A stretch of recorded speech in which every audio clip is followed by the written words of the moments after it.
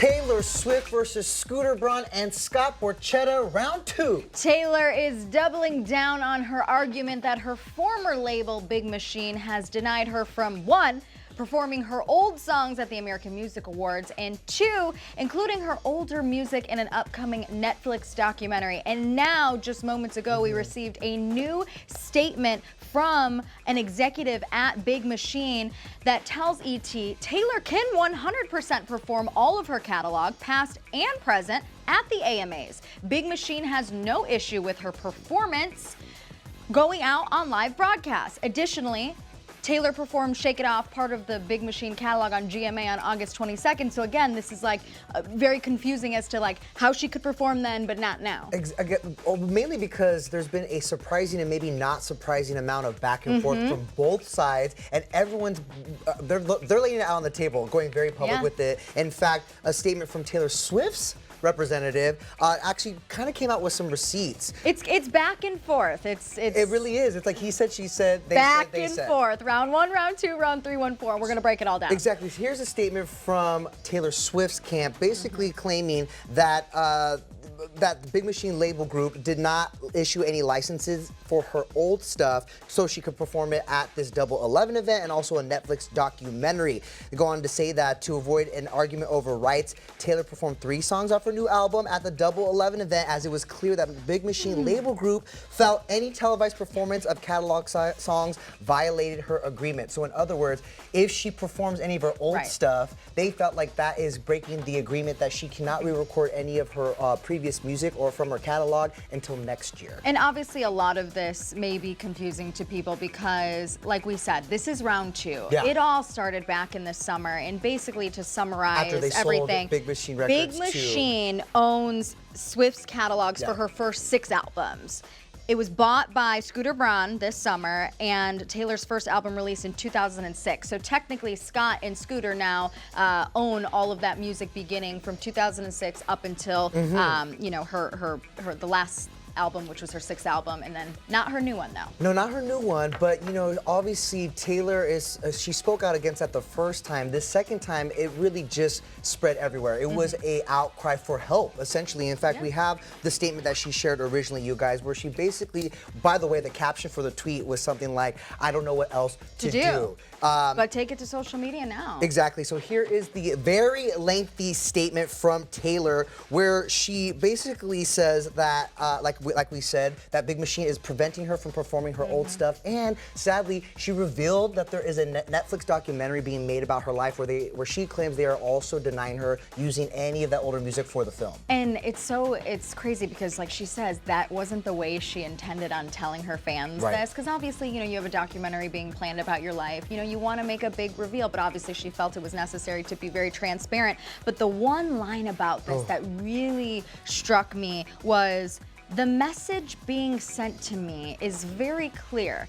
Basically, be a good little girl and shut up, or you'll be punished. And again, all of this was a part of Taylor Swift's lengthy post that she put on all of her social media accounts. As I mentioned, she also kind of asked her fans and her followers to show her their support, to speak out against Big Machine record labels and Scott Borchetta and Scooter Braun, and also ask them to reach out to the artists that are managed by Scooter Braun. She goes on to say, quote, I'm hoping that maybe they can talk some sense into the men who are exercising tyrannical control over someone who just wants to play the music she wrote. And you know what, we will get into the celebrity support that Taylor has received since that post. It's been overwhelming. It's been very overwhelming. A lot of big name celebrities using their platforms to support her. A lot of people also on Twitter. If you if you remember, the hashtag I Stand With Taylor immediately became a big trending topic on social media. And you know what? Obviously, we mentioned this has been kind of a back and forth over the last 48 hours ish. So after Taylor's very lengthy Instagram and Twitter post, Big Machine gave a statement to ET boutique of their own, and you know, it was very lengthy as well, but we're gonna point out a couple key things, saying at no point did we say Taylor could not perform on the AMAs or block her Netflix special.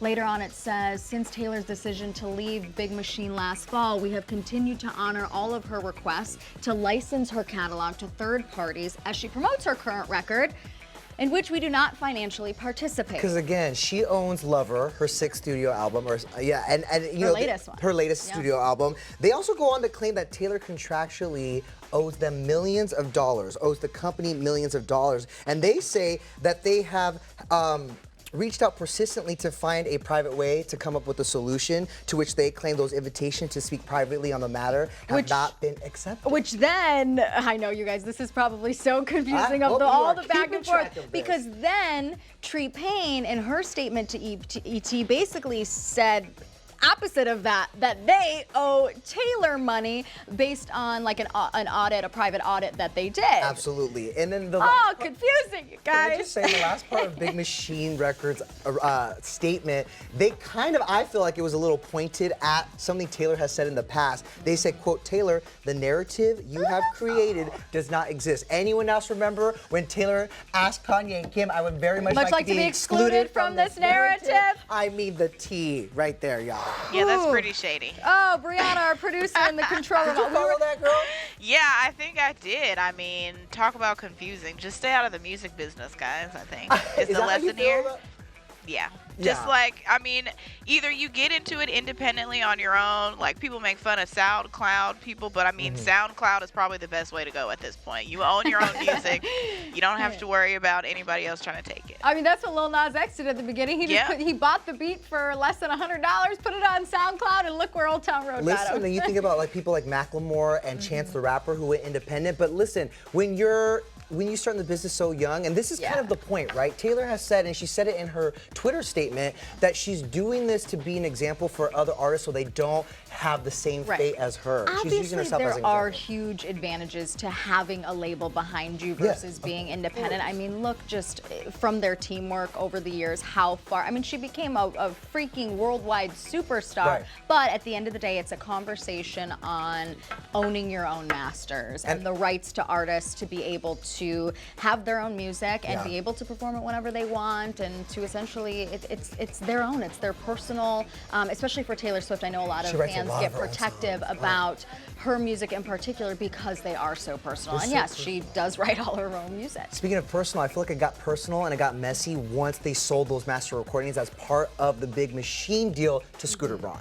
So that's where I feel like it's getting a little, as I said, hashtag messy, okay? But well, speaking of hashtags. I was gonna say, shortly after Taylor posted her statement, you guys, the hashtag I stand with Taylor began trending. I mean, it's clear Taylor's wolf cry for help was heard loud and clear, with many fellow artists speaking out in support of the singer. She's got her own little wolf pack. She does. See what I did there? Yeah. Beginning with Camila Cabello, who is one of the most recent artists to post. This is on her Instagram story. You know, she says she has been a fan of Taylor's music forever, and she says it feels heartbreaking and like the world is being robbed of something important and beautiful, that she can't sing these songs, her life's work, with her fans. Camila goes on to ask, how can a record label do this to an artist? Whatever needs to happen to get this situation fixed needs to happen. So Camila's coming from the perspective of a lifelong Taylor fan, and Selena Gomez came from the perspective of not only a fellow artist, but a lifelong friend. She says, my heart is so heavy right now. You've robbed and crushed one of our best songwriters of our time, and an opportunity to celebrate all of her music with fans in the world. I kind of emphasize those words because you can see how impassioned and emotional her friends and supporters are about And obviously, you know, we don't know what goes on behind closed doors, but we do know that Selena and Taylor have a very strong friendship. So the lines, seeing my best friend be constantly pulled down is the worst feeling, because Selena knows more than we know, and she has what I presume she has the experience being by her side in difficult times like this. So that line in particular was you felt it. Very telling, I feel like. 100%. Yeah, that Taylor is really struggling behind closed doors. Again, that's my own perspective of how I interpreted that, but knowing how empathetic Selena is, especially in protecting that friendship. And she knows the business. That's how I felt about it. She knows the business too. And someone else who knows the business, who is standing by Taylor, is Halsey. She also spoke out the first time this was all going down. And I gotta say, this is where, of all the statements, this is the one I agree with the most, because she says this is an awful business move. Like, they can incentivize the fact that Taylor would perform her old songs and draw back attention to that catalog that they are essentially profiting from. But she goes on to say, this is just mean. She says, this is punishment. You're barking up the wrong tree. You know, honestly, with all of this, I feel like in a time where it's very easy to sit back and be silent, it does speak volumes to have your friends and your colleagues in the industry come out and speak out against a big entity. Obviously, Big Machine, Scooter Braun, Scott Borchetta. I mean, the power right there is... It's like... ginormous. The higher reps, you know, the ones that seem untouchable. And right. then there's those artists who seemingly have no ties to Taylor that are speaking out. They're like, not afraid to ruffle feathers. Right, like Lily Allen and Tinashe. I saw that they were also standing with Taylor, and I was like, wow, like she's really got the industry riled up. Because I think a lot of people put themselves in Taylor's shoes. What if this happened to me? And what if, you know, what if I couldn't do this with my music or whatnot? I just, you know, I feel like they're all, you know, sympathetic to her. Real quick, when Halsey says you're barking up the wrong tree, Brianna, what do you think she means by that? Like, do you feel that, like, Taylor will come out on top here? I mean, for sure, it's Taylor Swift, honestly. Like, she has a huge fan base. She has a huge catalog of music, and I'm sure that she's got a huge catalog of music she hasn't even put out yet. So I think she's always going to come out on top, I think. I think she's too big to fail at this point. Well, I mean, she has said, too, that she has all intentions and plans on re-recording those albums so that she essentially can own them again, yeah. And that was, I feel like, a lot of people's interpretation of, okay, she's winning. She's winning this. I don't even want to call this a fight, but it really is. Like it's a back and forth. And it's a battle. This is round 2.